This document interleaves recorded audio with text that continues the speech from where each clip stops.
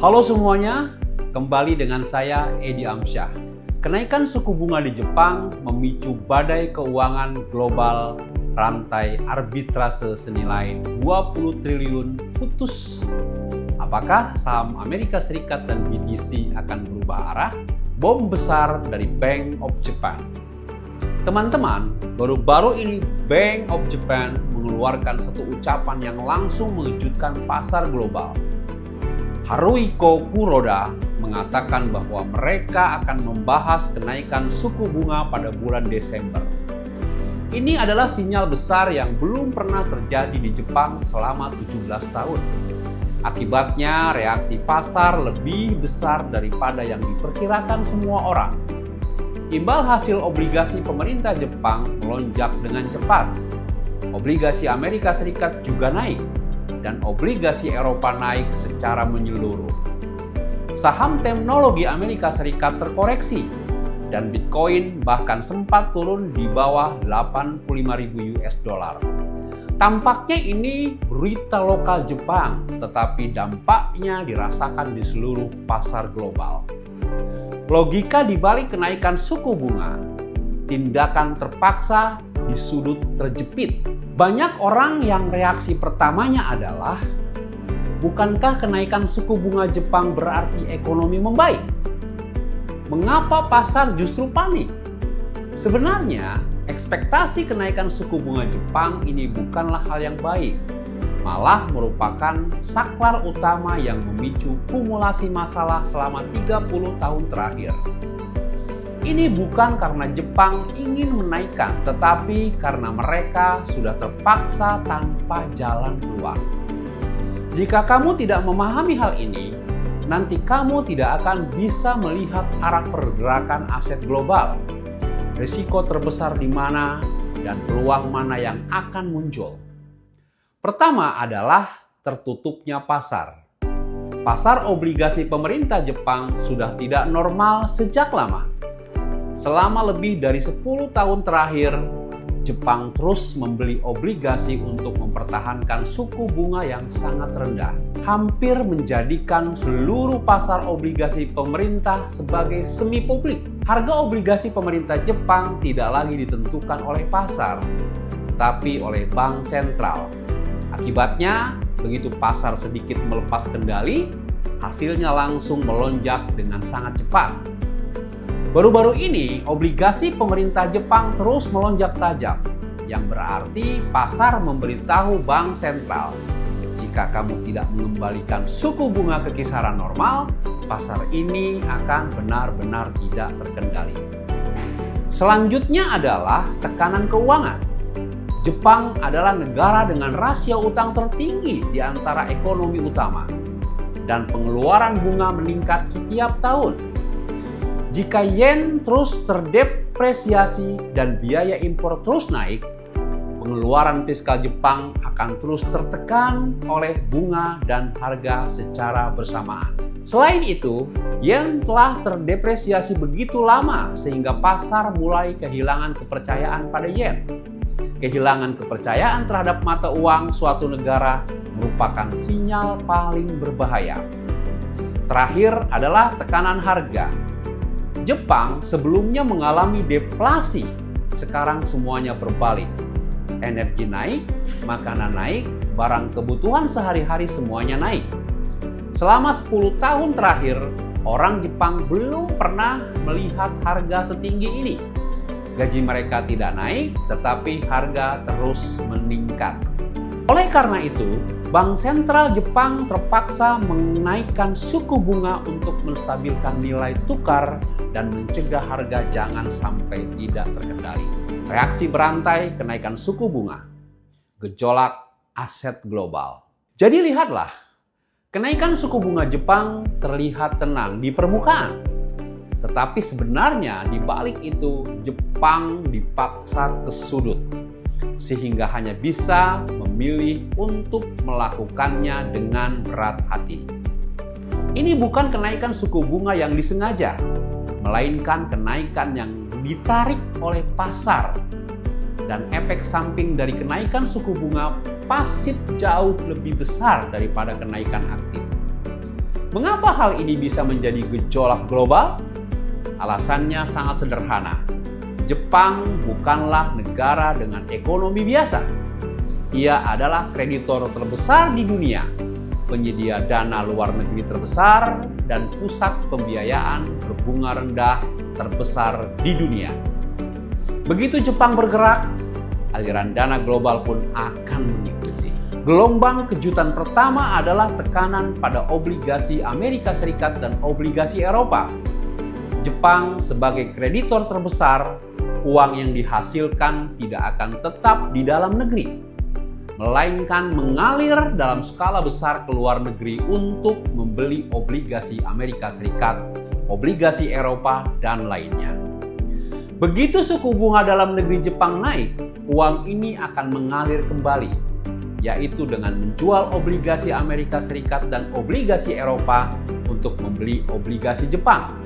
Dengan begitu, obligasi Amerika Serikat dan Eropa akan tertekan dan hasil imbalannya terpaksa naik. Gelombang kejutan kedua adalah pembalikan arbitrase yen. Dalam 20 tahun terakhir, salah satu operasi yang paling umum di lingkaran dana global adalah meminjam yen yang murah untuk membeli aset berimbal hasil tinggi. Karena yen murah, stabil, dan biaya rendah, skala dana ini mencapai 20 triliun dolar Amerika Serikat. Begitu Jepang menaikkan suku bunga, yen menguat dan meminjam yen menjadi lebih mahal. Logika ini tidak lagi berlaku. Yang lebih rumit adalah penguatan yen akan membuat dana ini mengalami kerugian lebih cepat saat membayar kembali, di mana kerugian hanya dari nilai tukar bisa mencapai puluhan hingga lebih dari 20.000 dolar Amerika Serikat. Penilaian ulang aset global. Inilah sebabnya mengapa hari ini yang kita lihat bukan hanya satu aset yang turun, tetapi saham teknologi Amerika Serikat turun, Bitcoin turun, dan emas juga ikut terguncang. Ketiga aset ini sudah mulai mencerminkan logika baru yang dibawa oleh kenaikan suku bunga Jepang. Pertama, saham teknologi Amerika Serikat yang paling dulu merasakan tekanan. Penilaian saham teknologi paling takut dengan kenaikan suku bunga, karena begitu tingkat diskonto naik, valuasi harus dihitung ulang. Belum lagi, banyak modal carry trade memang dibeli di saham teknologi. Begitu posisi ditutup dan dijual, saham teknologi menjadi yang pertama terpukul. Kedua, likuiditas global tiba-tiba menurun. Dari 3 bank sentral besar dunia, The Fed dan Bank Sentral Eropa dalam 2 tahun terakhir terus menaikkan suku bunga, sedangkan Jepang terus melonggarkan. Sekarang sumber likuiditas dari Jepang ditutup. Era uang murah global resmi berakhir.